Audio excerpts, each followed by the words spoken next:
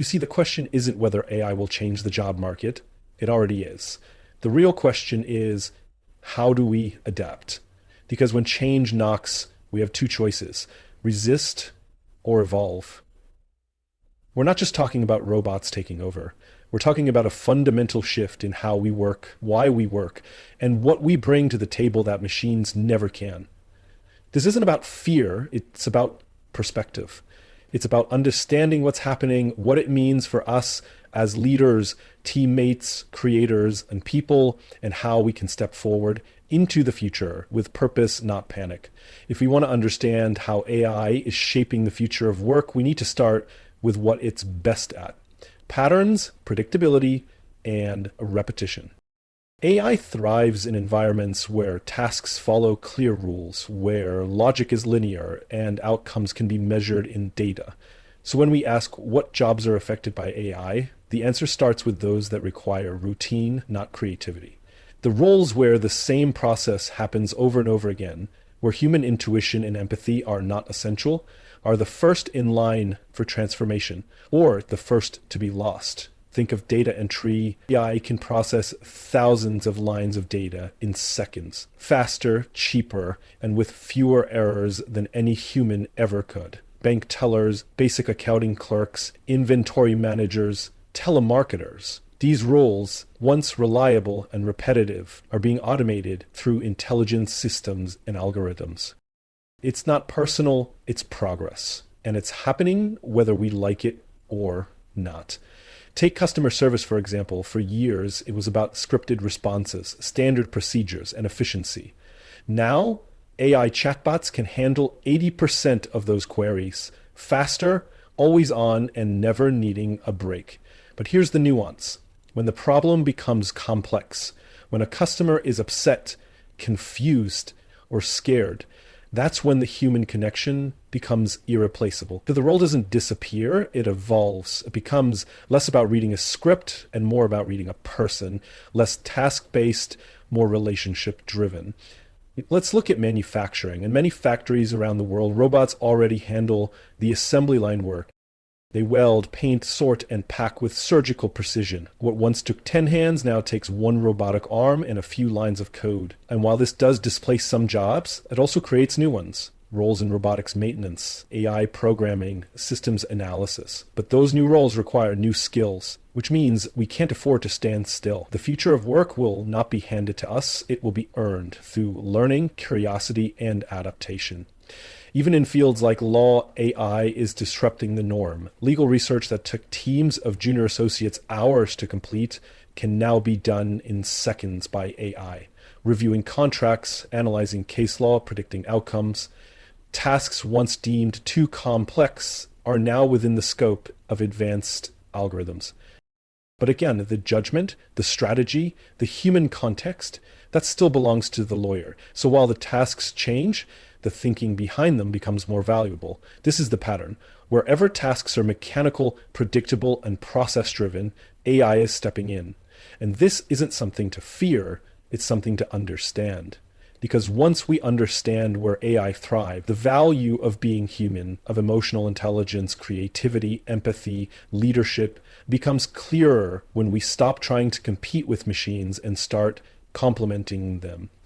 This is not about the loss of jobs. It's about the shift in jobs. It's about transforming the way we see work, not as a list of tasks, but as a contribution to something bigger than ourselves. The jobs that survive, and more importantly, the ones that thrive, will be those that are uniquely human in a way AI can never replicate. And that's where the opportunity lies. As AI continues to automate technical, rule-based functions, what becomes increasingly valuable are the qualities it cannot replicate: our creativity, our empathy, and our ability to connect on a deeply human level. These are not just soft skills. In the world we're moving into, they are strategic assets. If machines are getting better at thinking like machines, then the way we stay relevant is by becoming more human, not less. Let's take creativity. AI can write code, it can write headlines, it can even compose music. But what it lacks is original vision. It can remix what already exists, but It doesn't have imagination. It doesn't understand the cultural nuance, the emotion behind a lyric, the intuition that sparks when a designer sketches something never seen before. That's human territory. That's where the real value lies. Whether it's storytelling, marketing, innovation, or brand strategy, these roles require creative synthesis, not just logical assembly. They require the ability to ask why, not just how. And then there's emotional intelligence, the ability to understand people, navigate conversations, build trust, and inspire others. In business, this isn't a luxury, it's the foundation of leadership. You can't program empathy. You can't automate trust. When people are hurt, uncertain, frustrated, or even inspired, they don't want a chatbot. They want another human being who gets it. In roles like leadership, coaching, therapy, HR, customer relationship management, and even education, this kind of intelligence is irreplaceable. AI doesn't know what it feels like to lose something important. It doesn't know the pressure of pitching an idea you believe in. It doesn't know the fear of failure or the rush of connection when a team finally hits their stride. Those experiences are human, and it's in those moments that real leadership, real creativity, and real meaning emerge. This is why we're seeing a shift in what organizations value. It's not just technical proficiency anymore. It's creative problem solving. It's adaptability. It's the ability to collaborate, to listen, to think beyond what's been done before. We are moving into a world where the edge doesn't come from doing what everyone else can do. It comes from thinking in ways no machine can replicate, from showing up with presence, from leading with heart. Let's be clear. This doesn't mean creative and emotionally intelligent people get a free pass. We have to develop these muscles. Just like technical skills, these are competencies that grow through practice, feedback, and intentional effort. It means investing in our emotional self-awareness, learning to communicate with clarity and courage, giving ourselves the space to think beyond the next deadline and ask the deeper questions.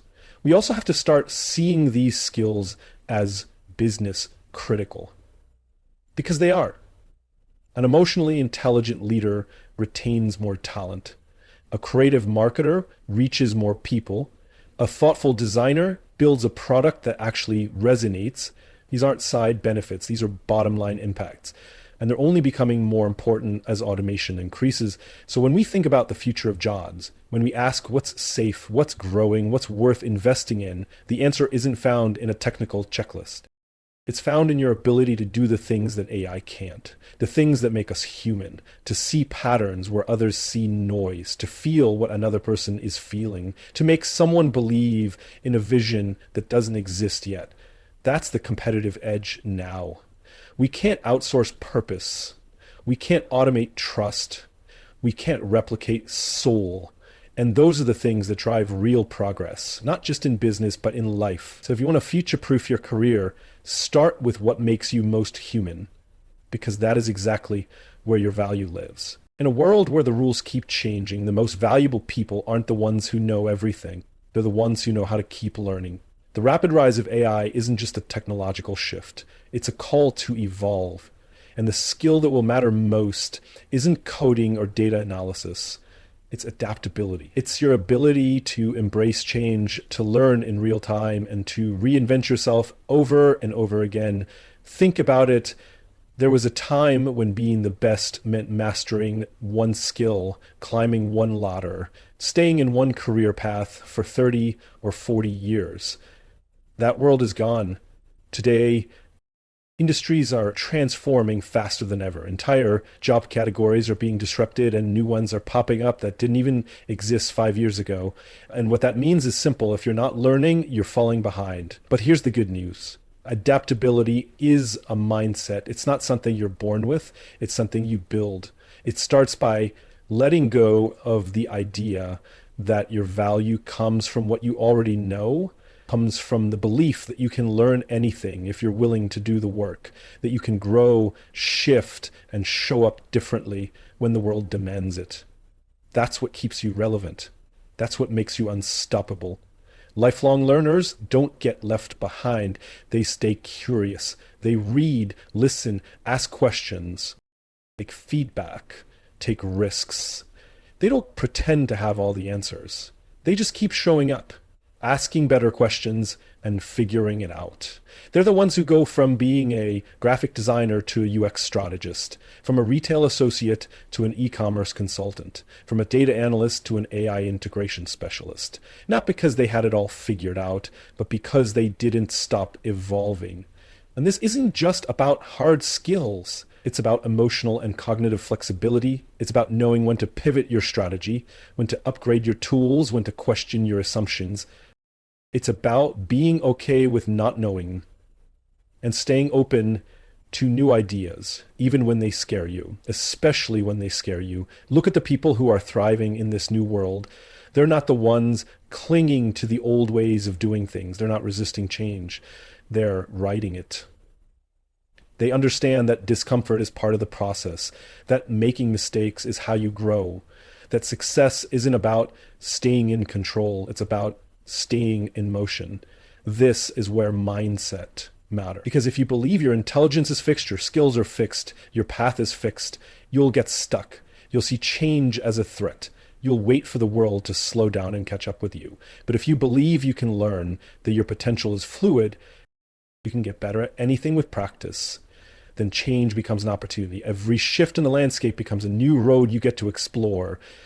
And look, we don't have to do it all at once. Lifelong learning doesn't mean taking a new course every week or switching careers every year. It means making growth part of your rhythm. It means listening to a podcast instead of zoning out. It means reading that article instead of scrolling past it. It means having the courage to ask, what if I could learn this? Instead of saying, I'm not that kind of person. In the age of AI, the greatest advantage we have isn't speed or precision. It's our ability to adapt, to stay flexible, to keep evolving even when the ground shifts beneath us. Because while AI may be faster, smarter, more efficient in certain ways, it doesn't grow like we do. It doesn't dream bigger. It doesn't choose to become more, but we can. And that choice is what defines our future. As AI becomes more integrated into our workflows, what will set leaders apart isn't their ability to crunch data faster or automate tasks more efficiently. It's their ability to inspire, connect, and care. The future doesn't need more robotic decision makers. It needs human-centered leaders. The kind of leaders who understand that success isn't just about numbers. It's about people. It's about trust. It's about creating environments where others can thrive. Because here's the truth. AI doesn't lead people. It doesn't understand fear. It doesn't know how to navigate tension in a team. It can't look someone in the eye and say, I believe in you. Those are human moments. And in the face of uncertainty and disruption, those moments matter more than ever. People don't follow leaders because they have all the answers. They follow leaders who make them feel safe, seen, and inspired. And that's what human-centered leadership looks like when technology accelerates everything around us. Leadership slows us down long enough to breathe, reflect, and realign. And that requires emotional intelligence. It requires empathy. It requires the ability to listen, not just to what's being said, but to feel the undercurrent of stress in a room, to spot the burnout before it becomes a crisis, to understand when someone needs a challenge and when they need support. These are not secondary skills. They are the skills that drive performance, loyalty, and innovation.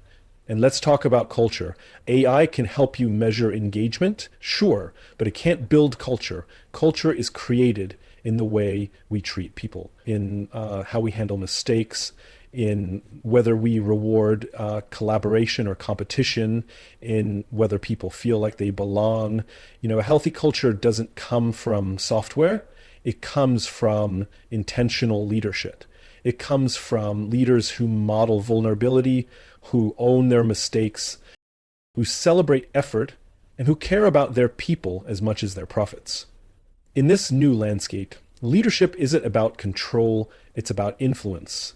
It's about creating clarity in the chaos, helping people make sense of change, giving them the confidence to take risks, try new things, and grow beyond what they thought possible. That kind of leadership doesn't come from strategy decks or quarterly reports. It comes from presence, it comes from showing up. And if you think this doesn't apply to you because you're not in a leadership role, think again. Leadership isn't a title, it's a way of being. It's the decision to take responsibility for how you affect others. It's how you treat your coworkers, how you manage a project, how you show up in a meeting. In a world where machines handle more of the technical work, leadership becomes everybody's job. It's not just the CEO's job to create a healthy team, it's yours. The irony is that as AI gets smarter, leadership must get more human, because no one is inspired by efficiency. People are inspired by meaning. They're inspired by purpose, by vision, by connection. The leaders of tomorrow are the ones who know how to light that fire, and not just in themselves, but in others. And that doesn't come from a database. It comes from experience. It comes from intention. It comes from doing the work of understanding yourself so that you can understand others. Human-centered leadership is what keeps us grounded in the age of machines.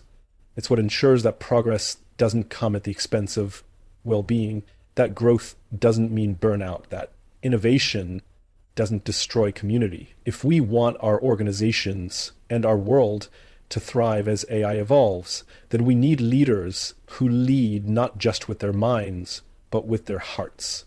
Leaders who don't just ask what's efficient, but what's right, and who don't just build systems, but build trust.